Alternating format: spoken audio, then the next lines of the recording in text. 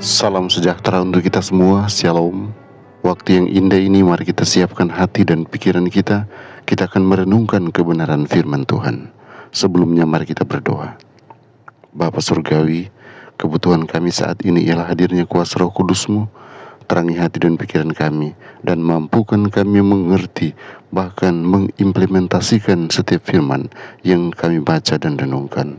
Di dalam nama Yesus, nama yang indah, kami selalu berdoa dan mengucap syukur. Amin. Renungan hari ini berjudul Reformis yang kalah. Ayat inti Ratapan 3 ayat yang ke-40. Marilah kita menyelidiki dan memeriksa hidup kita dan berpaling kepada Tuhan. Pada pelayaran terakhirnya setelah ia bertobat, Bates meyakini bahwa tugasnya bukan hanya untuk menjadikan anak buahnya Kristen, tetapi juga memastikan mereka berperilaku seperti orang Kristen, meskipun mereka belum benar-benar menjadi orang Kristen. Maka pada saat matahari terbenam tanggal 9 Agustus 1827, hari saat mereka meninggalkan pelabuhan, ia mengumpulkan awak kapalnya dan menyampaikan peraturan dan ketentuan yang harus ditaati selama pelayaran. Hal itu pasti mengejutkan para pelaut kasar yang berdiri di hadapannya.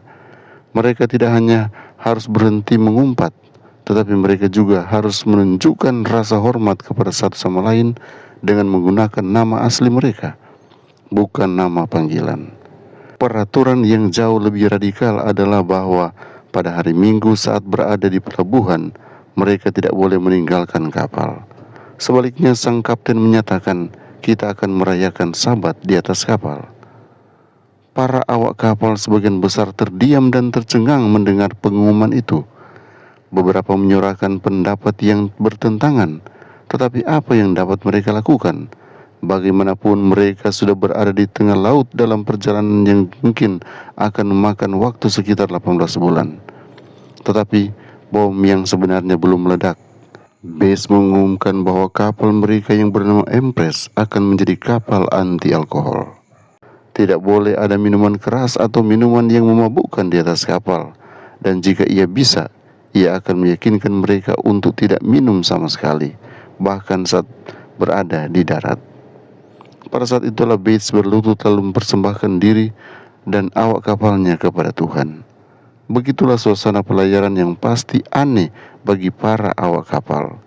Kita tidak tahu semua perasaan mereka, tetapi salah satu awak kapal berseru bahwa mereka memulai awal yang sangat baik. Dan setidaknya satu orang lain berpendapat bahwa itu adalah awal yang sangat buruk.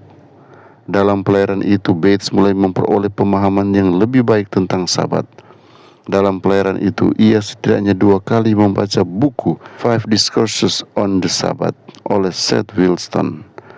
Pada pembacaan pertama, Bates menyatakan sesungguhnya ia tidak tahu bahwa Alkitab banyak berbicara tentang topik itu.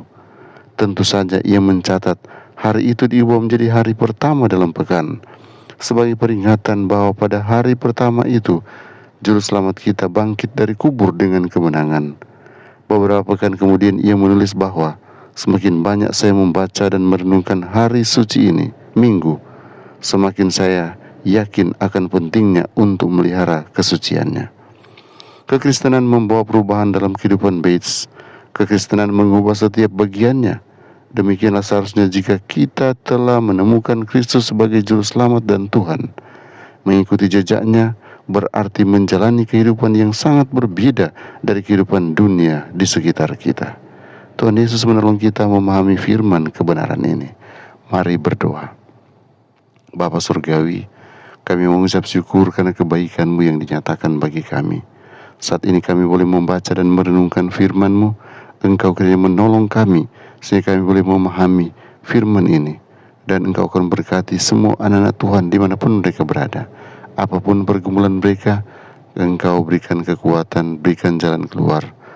Kiranya Tuhan akan beserta dengan kami setiap waktu, sehingga kami boleh menjalani setiap langkah kehidupan kami dengan kepastian kemenangan yang Tuhan berikan bagi kami. Karena kami yakini Tuhan tidak pernah meninggalkan kami. Kami akan beroleh sukses surga setiap waktu. Ini doa hamba-Mu di dalam nama Yesus. Amin.